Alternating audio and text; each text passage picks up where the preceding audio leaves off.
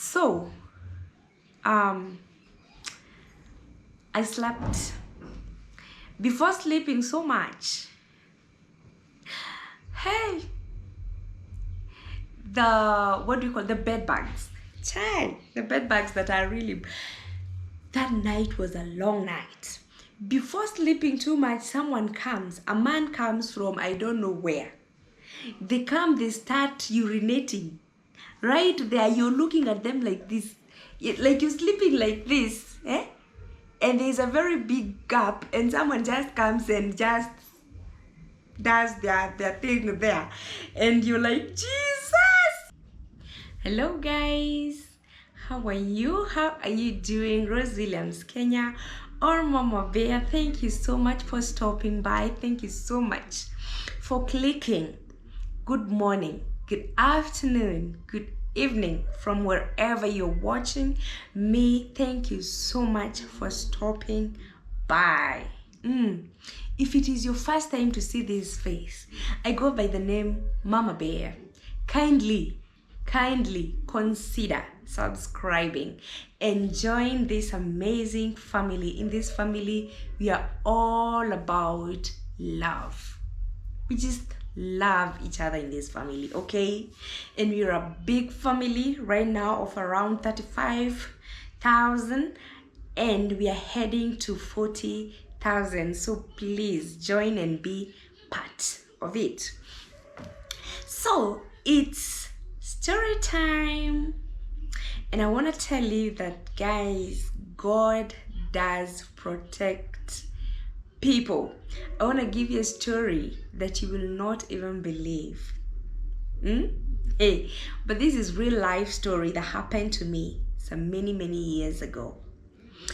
I had just cleared class 8, right? And then I went to get my results. Then there was delay, traffic, and all such kind of things. So I arrived late in the school. I went, got my results, and I was now on my way coming back home. I forgot, like, when I was leaving the place, it was kind of late. It was around something to do with 5:30, something of the sort. So as the child I was, remember I was in class 8.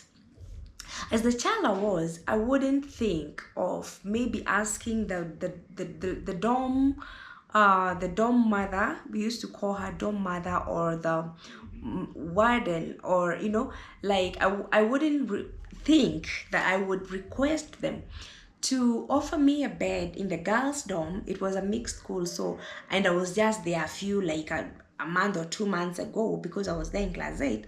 So I wouldn't think that I can maybe ask for a place to spend the night and then go tomorrow in the morning. And of course, like a child I still wouldn't think of maybe spending a night somewhere, maybe in a hotel. Remember, I don't even have that money, So I just embarked on my way home. So I got to Nanyuki town. I was in Laikipia. I got to Nanyuki town. I boarded a matatu. The matatu took almost an hour, if not more, to get filled. So in short, and from the school now all the way to the place that I was supposed to take a matatu to take me to Nanyuki and all, like, goodness. Like, I was leaving town, Nanyuki, by around 7 or something.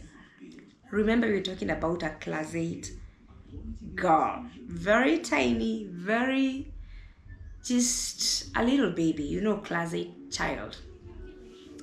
I arrive at my hometown, where I'm supposed to take another matatu now to take me all the way to home. Then when I arrived at the bus station, guys, I didn't find any matatu. There were no matatus going my route. They were finished. Because I think I arrived there at around 8:30ish, 9, something of the sort. because the matatu took a long time to get filled up in Nanyuki, and then it was like an old matatu that was just coming at a speed of, I think, 60 kilometers per hour. I don't know. So we arrived very late. I get there, no matatus. We are talking about a class 8 girl who does not have a phone. You know, kids of nowadays will not understand. How will a big girl from class 8 don't have, how will they not have a phone? Because nowadays even kids who are 2-3 years have phones. Like it's the norm nowadays. I'm there, stranded. I don't have money to even rent up a hotel. How do you even expect a class 8 to think of like you can spend in a hotel? And even if I thought about it, I didn't have the money. I don't have a phone. I cannot call anybody. At this time, I'm thinking mom is really stressed home. Mom is really like just going crazy because she doesn't know what is happening to her daughter. We cannot communicate. I want you to put yourself in my mom's shoes at that time. What would you be thinking? Where is your daughter? What is it that could have befallen her? And I'm here. I'm also frustrated. I don't know what to do. And then voila, comes a pickup. But this pickup is filled up with some fodder. I don't know what kind of fodder it was. I think it was napier grass and some sweet potato plant or whatever it is that we call it. So it was filled to the top. And when it arrived, guess what? Some men who are there. Yay! Now that I don't know if they know me, neither do I know them. I can only say shame on them, because can you imagine? They just climbed up very fast because the only slot that was there was just up there. They just climbed really fast, and they just didn't even care about the women and the young girl like me and another woman there who had a little baby. They didn't care less. They just jumped up. I don't know if they were scared that their wives would ask them why they didn't go home. You know, like everyone was like muguni ponye. Like everyone was like, I just need to know how I'm going home. I don't care about. Furthermore, I didn't have any business with these people. You know, like I want to show you how critical and how serious it was. Like every man that would be able to like jump very fast and go up there, they did it. And we remained, like me, the woman that had a baby, and I don't think there was any other woman there, and a few other men. We remained there. No vehicle, no nothing. Yeah. Well, I think maybe a few that had money were able to like rent up a taxi. You know, at that time, those early days, there was no problem with curfew. There was no curfew. Okay, thank God, even now it's gone. But I don't know what happened to the rest of the men that was left there. All I know is that this woman, God just used her.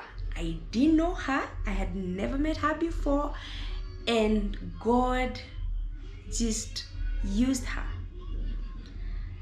She was living in that town. She was now going to the to her, maybe can I call it a country, whatever. Maybe she was just going home. Like she was living in town, but now she was like going home to visit her parents, and she was having a little baby. So she told me, young girl, maybe we can just go to my place. Remember, I don't know her. I'd never seen her before. Yeah, it just felt okay. I think, you know, when it's a mixture of I don't have a choice and simply because this woman was just an angel, then God just made it easy for me. It just felt very, very okay. Like I didn't even like start asking her, so where are you staying, blah blah blah, such kind of things. No, imagine, I just followed that woman and we went. Slowly we talked, she was asking me my name and all. And let me tell you, God really does work wonders. For me, I believe God has been with me all my life, because when I look back at that time, I really know that God really has been working for me, like has been working. Just, I don't know how to say it. He has just been at the background and just cheering me on and telling me, my daughter, you just mine, like you just mine. Whatever it is that you get yourself into, I am just there very fast to just grab you out of any problem, because today if I look back, I think, where would I have spent my night? Maybe I would have spent it on the street. You never know. The street people, maybe they already know. They know each other. They realize, and you're scared. Of course, you're not going to like act like one of them. So whatever, many things would have happened to me, but God really came through for me. So we went with this woman. I followed her, and she was having a little baby at the back. So we went, and as we went, we kept getting deep and deep inside the shanties. In Nyeri, I come from Nyeri, guys. So if you know, okay, and many towns, there are some slums, and the slum, nearest slum is called Majengo or Majei, and we kept, I knew there was a Majengo, but I had never been there, and I never even dreamt, in my wildest dreams, I wouldn't even think of, like, I would be in Majengo someday. So I found myself just getting deep and deep and deep inside Majengo. Remember, I am with a woman that I don't know, and we're just going. Yes, we are talking. I feel a little calm, because she's quite interesting. She's God was just with me. That is just the best I can say. So we got to her house, and it was deep. Why? Like, we would go, remember it's night, I'm looking at people, it's like morning in Majengo, like things are happening there, just people are drunk and just walking, others are just walking with some scantily dressed, and all kinds of things that you expect to see in Majengo was there. And this is a young girl who looks pretty clean, and not Majengo kind of, because there's some kind of lifestyle that you expect Majengo people to like just have. So here is this girl who is, and now when you're kind of scared, you're just looking behind, over your shoulder, but really God gave me a lot of strength. Guys, just to remind you that this woman, I don't know how. Okay. So we get to her house, and the first thing I realized, there are no lights. Apparently outside there are some street lights and all, but inside the house there are no lights. So she puts on a tin lamp. I don't know, guys, if you know a tin lamp. In my place, we call it kawatera or kanyitera. It's a tin that you put some wick and some paraffin or kerosene, and then you light. Yep.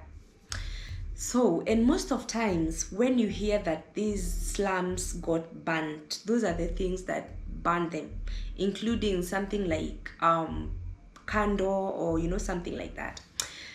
Then she told me welcome, and then the next room there's this very drunk woman who is making a lot of noise, and then she has now seen a new face.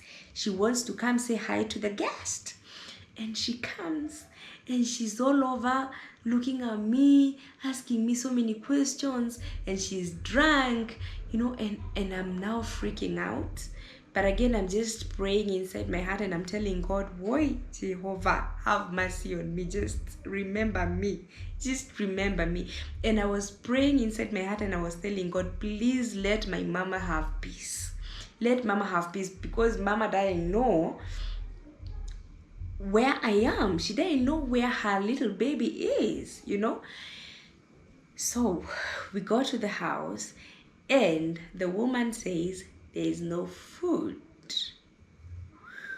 Guys, there's this song there's this song that was sung by one of Kikuyu veteran singers that used to say that if you're a guest in Majengo, you're the person that will provide food.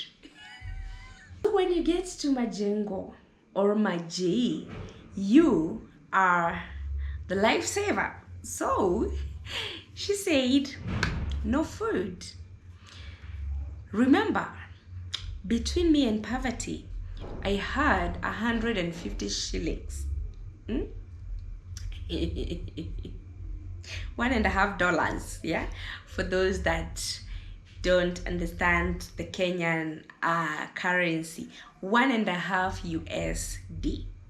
So I got 50 shillings out, and I told her this is what I have.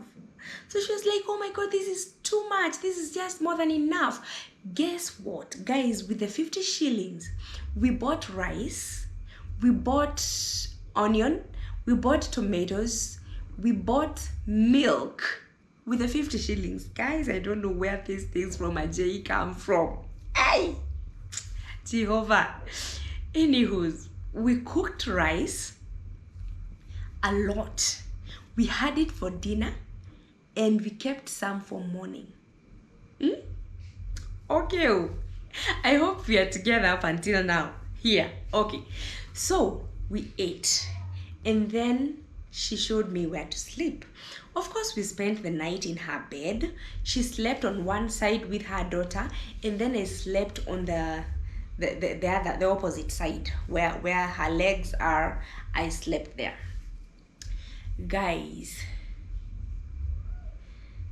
this house, the house, my goodness. I remember just telling my brother the story, and he was like, is this true, or are you telling me about Bruce Willis kind of story, or are you sure you spent the night? Like the house. May God just help these people that stay in Majengo. My goodness. You're sleeping like this on the bed, and you're seeing outside. You're seeing everything that is happening outside. Because the spaces between the wood, like this wood and this, is just too big that everything is just happening. You're sleeping, but you're seeing everything outside. So, I slept. Before sleeping so much, hey, the bed bugs. Child, the bed bugs that are really, that night was a long night. Before sleeping too much, a man comes from I don't know where. They start urinating. Right there, you're looking at them like this. Like you're sleeping like this, and there's a very big gap, and someone just comes and just does their thing there, and you're like, Jesus, you just close your eyes. Remember, you're a little baby, class 8, you've never seen nothing, such kind of stuff, Anywho's, morning came, And it was the best day of my life. I was like, wow, the night is over. So morning, woke up, took our tea with the remaining rice, and off we left. By the time we were getting out of Majengo, I was telling Jehovah, you are wonderful. God, you are great. God, you're mighty. God, you're amazing. God, you're El Shaddai. God, you're just, I was just calling all those beautiful names that belong to God our Father. So guys, imagine I'm in stage with my angel here. We want to now get to the vehicle and go home. Apparently we had been talking and we knew we come from the same place.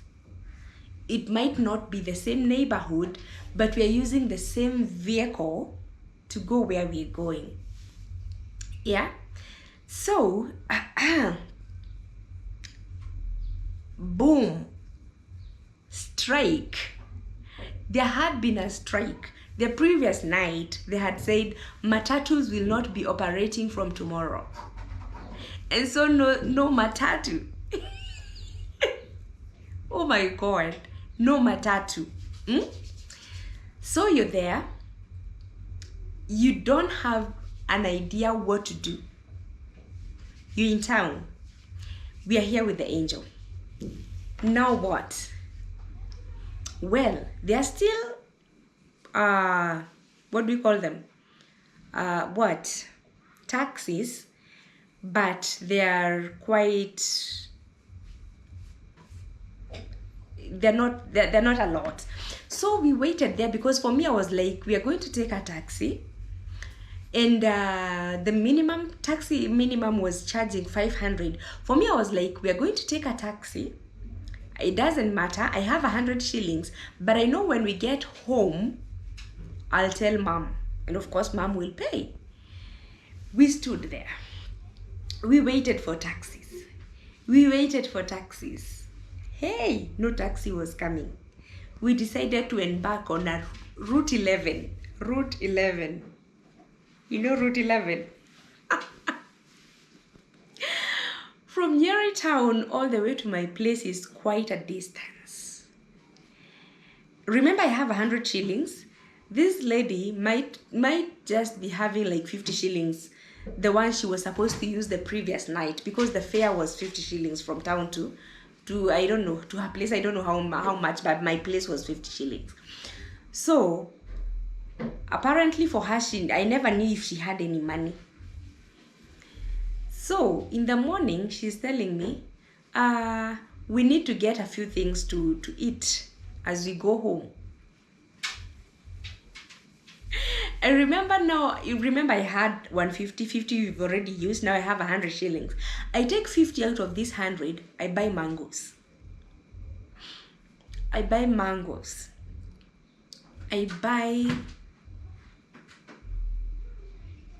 10 mangoes. Yes. One mango was 5 shillings. So I buy 10 mangoes. And then I carry I have my bag. Of course, mine was not big. It was just like a little handbag. I carry my handbag. I carry the mangoes, and I carry her baby bag, her diaper bag, the bag carrying the child's clothes. And then she carried the baby. Now we embark on the journey with mangoes. We walk as we eat mangoes. Now these mangoes are rejuvenating us. They're rejuvenating us. We walk under the hot sun. We walk a few kilometers. We stay under the sun, under a tree, and relax a little bit. Then we keep eating our mangoes as we walk. Remember, I have a bag. It was a very heavy bag, by the way, at that time, because she was carrying so many clothes. I think it was her clothes plus the baby's clothes inside. I have like a small bag which was not heavy, and I have these mangoes. Luckily, the mangoes we are eating as we walk, so the weight is. But remember, her bag is still as heavy because she's carrying the baby. We walked from around what time? Around morning, around 9. We were arriving home at around 4 p.m. from morning. Remember, this is the second day my mother does not have an idea where her daughter is. Yes? We are walking, my legs are swollen. Her legs are swollen. Let me tell you. Hey, luckily, to cut the long story short because it's quite long, we arrived. I arrived at my place, and then for her, she was like going just a few more, like just a half a kilometer or less. Because when we talked and she told me where she comes from, I got to know. And guess what? The good girl that I was, when we arrived, I didn't, because she told me she didn't live far from there, and when she told me the place, I knew. So I took her all the way to her place because I was helping her carry the bag, because she was carrying the baby. We went, reached to her place, I gave her her bag and came back home. I got home and I found my mother. My mother has never been that stressed. I don't think she has ever been that stressed in her life. When she saw me like this, she ran towards me. She held me so tight. My mother cried. She cried. She couldn't believe it. And then now she was like touching me all over. Are you okay, my daughter? You know, she was like, she wouldn't even believe it's me. She was holding me. Oh yes, it's you, my daughter. Where have you been? Tell me. What's up? What happened? Why didn't you come yesterday? Where did you sleep? What? I was like, Mom, calm down. Now which one do I even start answering? Remember that at this time, I am looking so famished. I'm looking so tired. My legs are swollen. I am just, my goodness. Guys, angels do exist, and I have such a story in my channel. If you are a first timer in this channel, I have another topic about angels do exist, when my daughter had just gotten lost and I found her. Now you can just go back and watch it. It's just there and you're going to see. Now this was my angel at that time. She came to my aid, and all those things that I've told you, and I remember I told Mom all about that. And she was so happy. And of course, she wouldn't tell me to take her to that lady's place at that time, because she was looking at me. She just didn't want to go away from me. She was like, oh, my daughter, and like, just get hot water, take a shower, massage my legs, have you eaten, water, whatever, such kind of things. Then the following morning, we woke up very early to go to her place, because luckily, remember, I told you I had taken her to her place, so I remember. We went visit her with Mom, and we were happy. Like, it was just a big celebration, just being happy and praising God. Guys, angels do exist. I went and spent a night in Majengo. Nothing happened to me. Nothing. Nobody laid their hand on me. God protected me so much. Let me tell you, trust in God with all your heart, with all your mind, with all your soul, with all your strength, with all that you are, and with all that you have. Just give yourself to God, because God does surely work. He does great and mighty things that we can never imagine. So, I hope you like my story. I hope it has encouraged you to know that you put your trust in the Lord. Okay? And parents, of course, just be very cautious and just just educate your children. Tell them, in case you such and such a place at such a time and it gets late, you can do this and the other. Maybe you can give a child some extra pocket money in case the worst happens, such kind of things. I hope you have learned something. And kindly, if you are not yet in this family, consider subscribing. If you are in the family, I love you so much. So until next time, it's adios, amigos.